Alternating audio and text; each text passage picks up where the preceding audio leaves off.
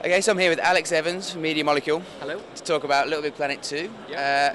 So I think the story mode is the first thing that's being covered off quite a lot here at Gamescom. What is it? Give us a brief synopsis of the story.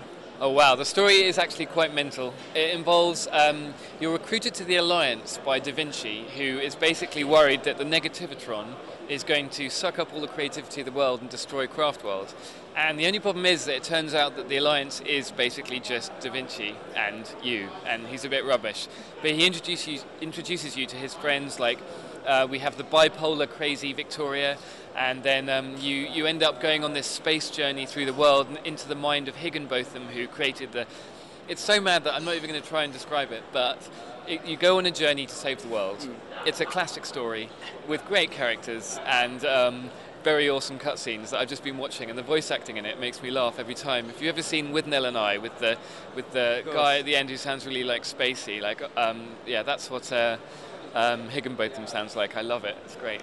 So what sort of character? I mean, is Sackboy character? Because he was kind of like stoic, to say the least, in the first game. Well, Sackboy or Sackgirl is still you very much, but what we wanted to do is allow you, because you can do all of our stories there is inspiration. So everything we've done by way of cutscenes and voice acting and non-player characters, you can do that too, and you can kind of one-up us. You know, I hope that the gamers actually show us how it should be done, and that our story is just a starting point. And so yeah, so Sackboy turns up now in loads of levels, dressed as Da Vinci, and you really get to know these characters. You know, we've been working on their facial expressions, and you can actually record. So if you remember in LittleBigPlanet 1, you could use the 6-axis sticks to move his arms around and move his head.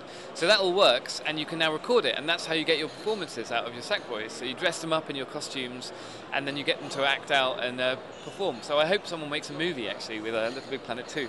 That'd be great. When we spoke last in Guildford a couple of months ago, you said that you're excited to see to basically give it to millions of players and see how they think stories should be told in a game. But that was a bit of a cop out. Like I wanted to ask you directly, what do you think makes good storytelling? Well, I think a good story is, you know, what's the expression? There's only a few stories in the world, right? And I think that a basic boy meets girl, or you build from there, and then you build with character, and develop the characters. And I love the fact that in this particular story, you know, every single character has been written in a very strong, kind of characterful way. So Da Vinci is a bit scared all the time, and Victoria is a little bit on edge, and the whole time you're talking to her, you're just a bit worried that, you know, her cake world is going to melt.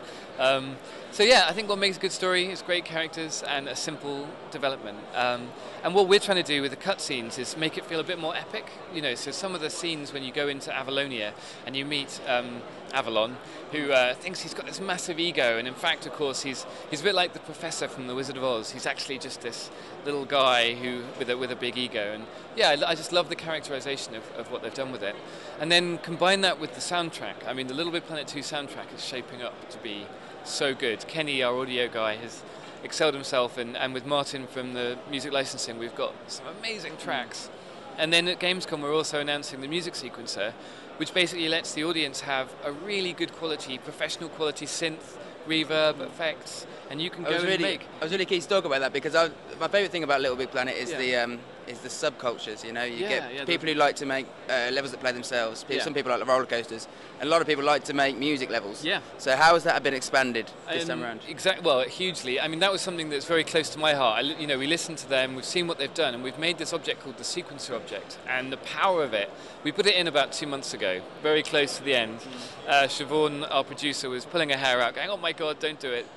And we've actually rebuilt a bunch of our levels using the sequencer, because it's not just for music. You can actually sequence cameras and doors and machines acting in time to your music, and then you can place down and remix, so the community is going to start exchanging beats or tunes or melodies or hooks or whatever they want to do, and it all works using Poppet. So if you know how to use Poppet to place an object, then you know how to remix a tune.